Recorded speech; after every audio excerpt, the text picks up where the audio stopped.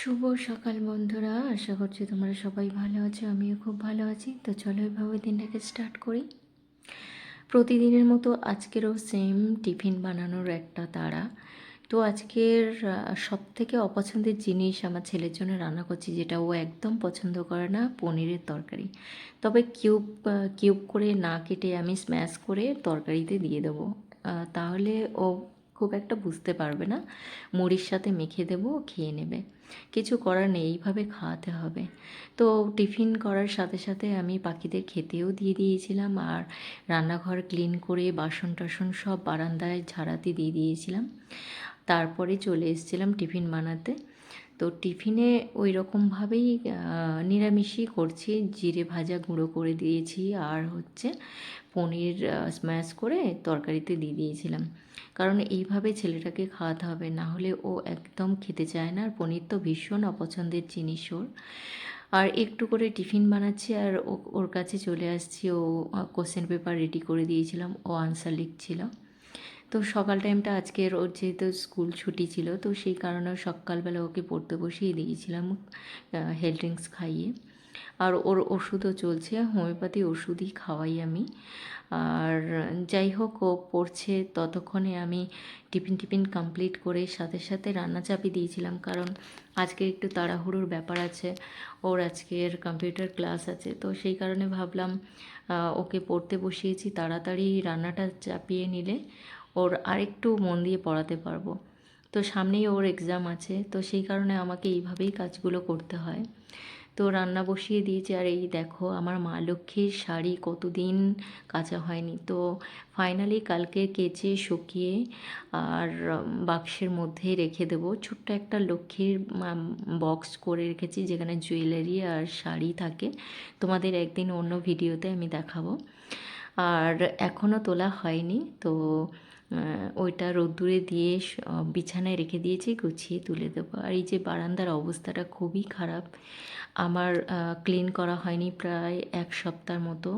প্রত্যেকটা মূর্তি, প্রত্যেকটা শোপিস পুরো ধুলোতে, ডাস্টে ভর্তি হয়ে গেছে। তো যাই হোক, ওকে এর মধ্যে স্নান টান করিয়ে আমি ওকে টিফিন খেতে বসিয়ে দিয়েছি। সকাল সকাল ওকে স্নান করে দিয়েছিলাম।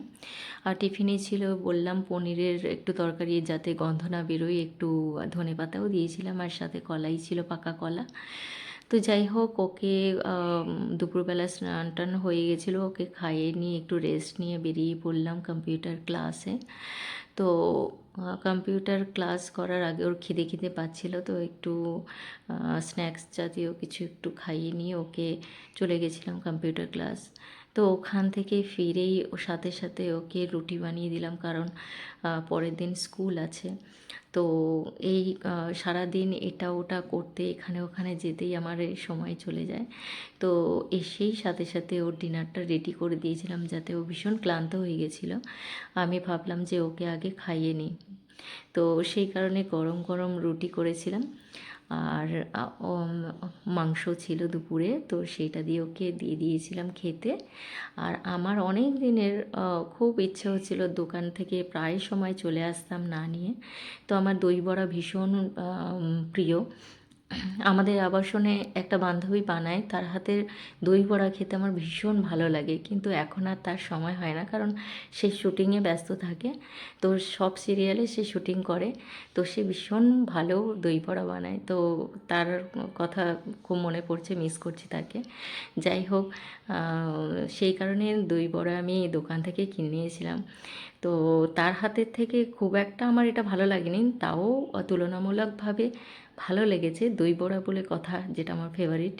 আর সব থেকে মানে বড় কথা হচ্ছে যে দই বড়াটা যে এনেছি, এটা দুভাগ করে খাবো, কারণ একদিনে আমার পোষাবে না।